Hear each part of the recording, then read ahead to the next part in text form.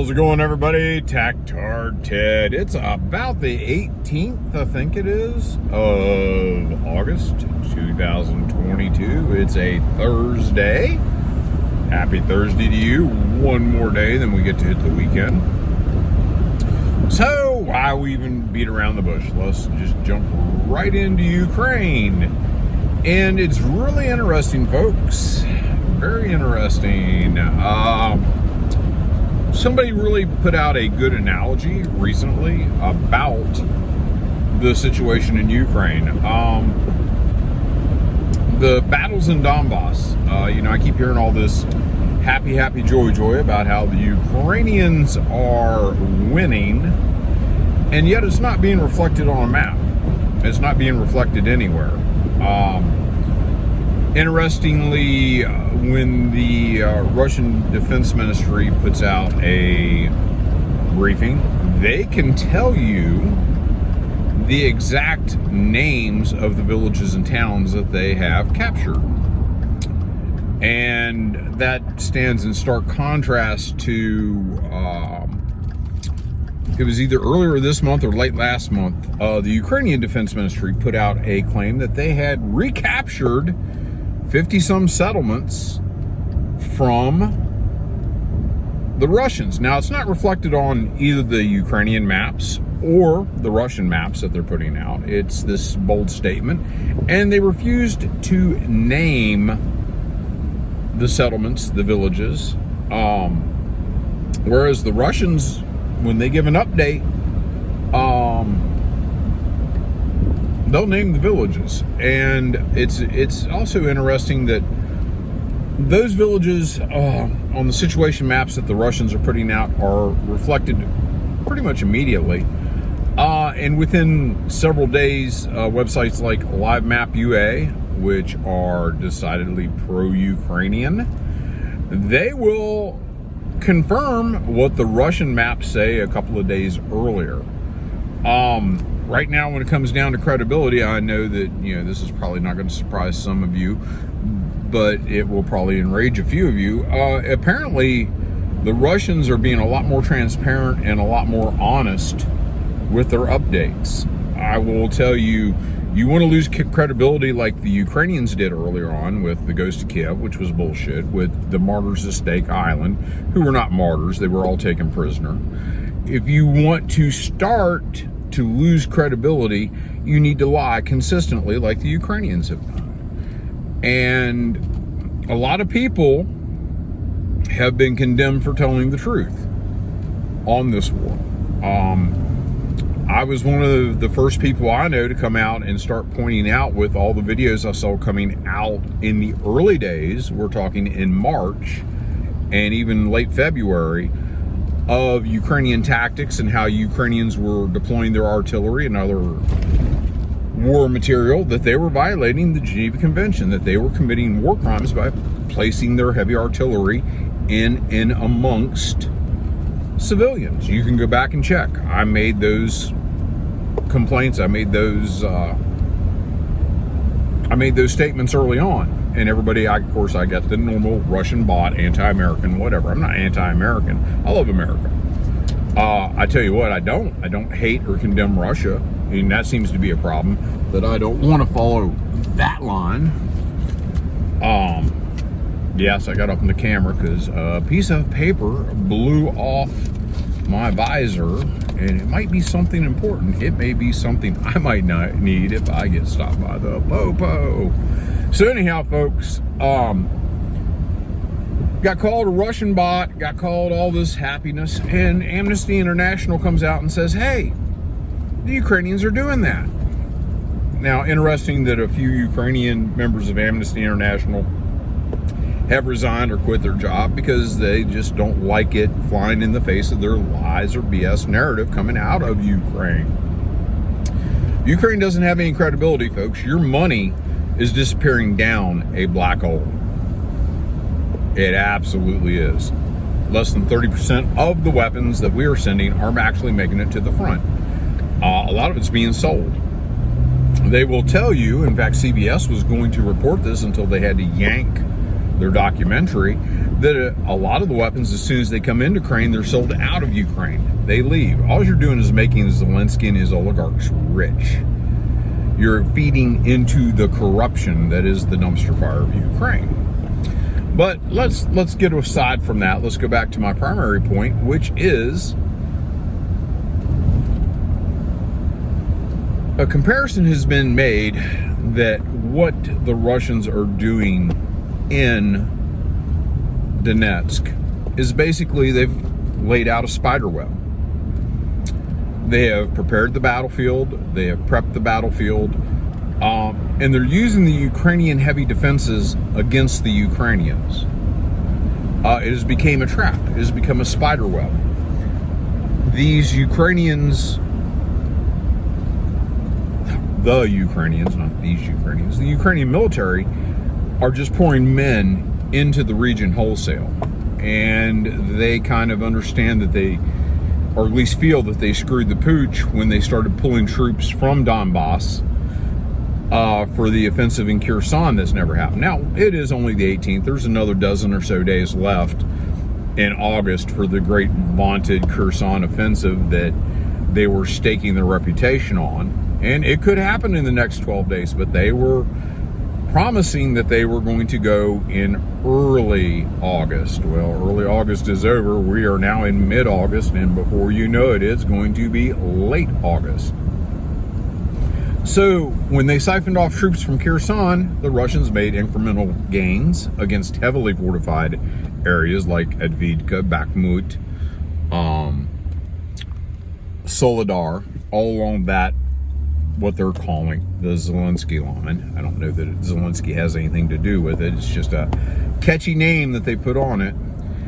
And after all that, they realized that they screwed the pooch, that they moved too many troops, they moved too much of their artillery, they were counting on these heavy fortifications. And the Russians are making incremental gains, and what they're doing is they're allowing the Ukrainians to feed troops into the area, and they are using their fire superiority of the strongest arm, traditionally, of the Russian military, which is the artillery. My father-in-law was a Soviet artillerist. The artillery of the Soviet Union, if you go back into history, that, you know, before Russia was the Russian Federation, in World War II, they had quite a record of massing artillery and using mass fire decisively against the Germans in World War II. And that tradition continues. And I always find it interesting that people want to hate on the Russians. You know, there's always this, the Russians are stupid, the Russians are backwards, the Russians are unintelligent. Yet, artillery, when it comes right down to it, is probably one of the most technical arts of the military. You have to be able to do mathematics, you have to be able to figure angles of deflection, angles of fire, exactly how you're going to go 4 kilometers from where you're at and drop an item yay big on something the size of a dime. That requires skill. It absolutely requires skill. It requires a mathematical precision that I will tell you, most American folks who've not been in the military aren't going to be easy to compute firing tables. They're just not. Some of you folks, infantry buddies there, you understand this from dealing with the 81 millimeter and the 60 millimeter mortar. And that's on a very minute scale compared to artillery and the rocket artillery that the Russian Federation is using. But what happens is they've drugged these Ukrainians into this trap, and they continue to decimate them with fire. It's a battle of attrition that the Ukrainians aren't going to be able to win.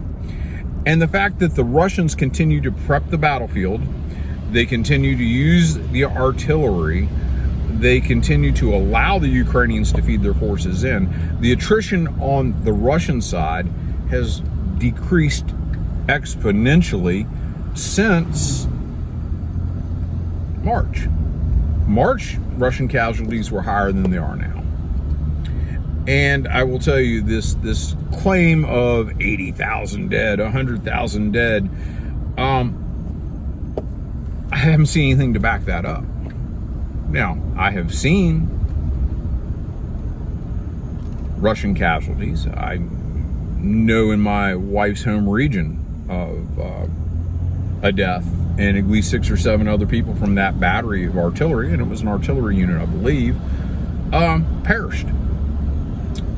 Trying to save some folks that were in a truck that got hit as they were trying to exfiltrate after firing rounds. So, you know, there's a good case of Ukrainian counter battery fire that apparently works. So don't say that I never give the Ukrainians their due. The Ukrainians have held out a lot longer than most people thought, but I think also people misunderestimate the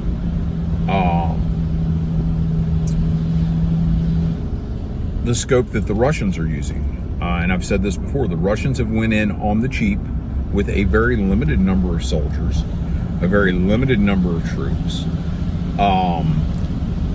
They are actually, you know, I was light infantry. Well, these guys are infantry light. They're going in with less infantry than I think anyone expected for them to go. And this is the important thing. You need that infantry to mop up whatever is left after the artillery works the positions. And interestingly enough, a majority of the infantry are being supplied by the Chechens. They're being provided by the militias of Lugansk and Donetsk. DPR and LNR troops are carrying the day as far as infantry goes. You know, that's a lot of people get their butt in the air about using the term allied. There is only one allied army there. It's the Russians and their allies. Their allies from DPR and LNR. And I suspect if things keep going the way they are, possibly even Belarus may enter the conflict. Another thing that I'm hearing hints of is Russian troop movements. And I have a feeling that the longer this continues, there's probably going to be an urge from Putin and Shoigu, the head of the military, to just go ahead and drop a large number of troops and just overwhelm and roll Ukraine. And it would be easy to do right now because a lot of the operations that are happening up north around Kharkiv, they've allowed, by not pressing Kharkiv, they've allowed the Ukrainians to start depleting their defenses there. And they're depleting their defenses and moving them to Donbass. And now the Russians are starting to encircle and put a tighter noose on Kharkov. And it's real simple. They're playing 3D chess. They're going to press you one place where they have everything pre-prodded and readied. And they're going to suck you into that area. And after you have depleted your forces in and around other places, then they start pushing. This is very interesting what the Russians are doing. This is a lot how they conducted their operations in Syria. They will apply pressure, get you interested, and then when you start depleting your forces in other areas, they come in and start plastering you. And this is showing. It also shows that a lot of people are now saying there is going to be an offensive in Kherson region down south, but it's going to be a Russian offensive. It's not going to be a Ukrainian offensive. And one more thing of interest, there's been a lot of little raids and explosions in Crimea. The first one I even thought was probably not a act of sabotage or a raid or whatever you want to call it, the one at the airfield. At first my gut feeling was it was missiles. Then I kept hearing a lot of stuff about it was possibly you know, the Russians sometimes don't have the best safety record. I suspected that it was possibly an accident. You know, these things happen. People get careless. And, you know, being careless around jet fuel and munitions is not a good thing. Now, with a couple of the other little strikes, ammunition depot and some other things, these are acts of sabotage. They're diversionary. It's interesting. They went to these specialized warfare, you know, strikes. These things are always good for a propaganda win. They don't win wars. And Zelensky is now, you know, becoming even more unhinged. He's going to retake Crimea. He's going to do this. He's going to do that. It reminds you a lot of the claims of Goebbels and Hitler at the end of their regime. They were going to, you know, they were somehow going to take Moscow, even though they were being hemmed back inside the Reich towards the end of the war. And this is what we're seeing. This whole thing, I can make comparisons all day long with what's happening in Ukraine with World War II Germany. They are a regime that's losing. Now, Putin made a comment, or was it Shoigu? I don't remember at this point. Maybe I'm pretty sure it was Shoigu now that I think about it. He made a major speech the other day, and he made a comment that has me wondering.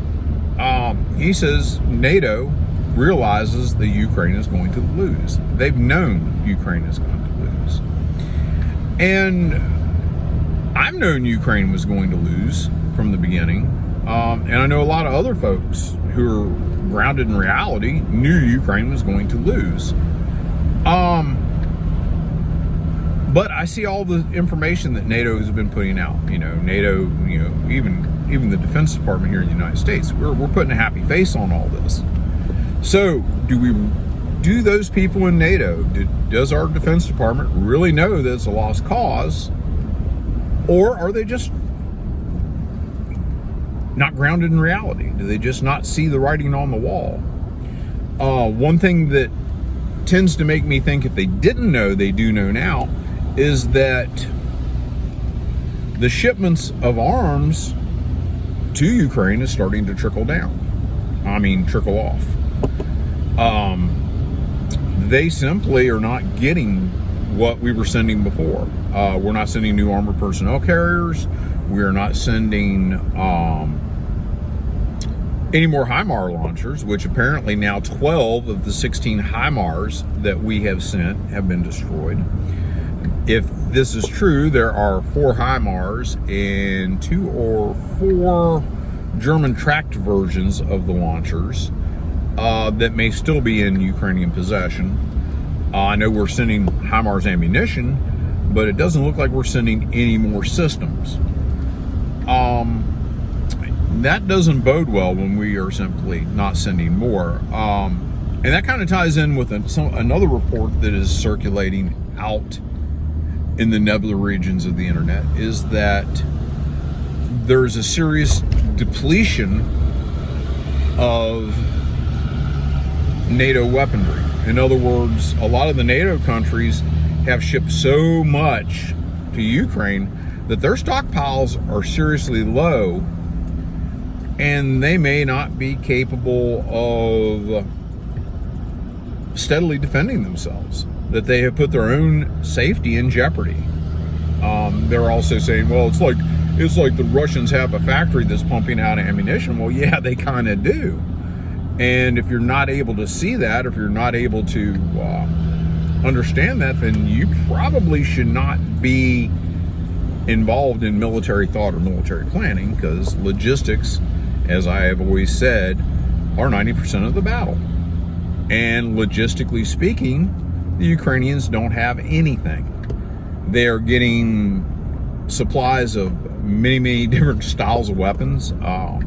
You know, like I've said it before, the United States and NATO would have been better off to go around and buy up whatever existing stocks of older Soviet weapons there are, stuff the Ukrainians are already trained on, and give it to them. But they didn't.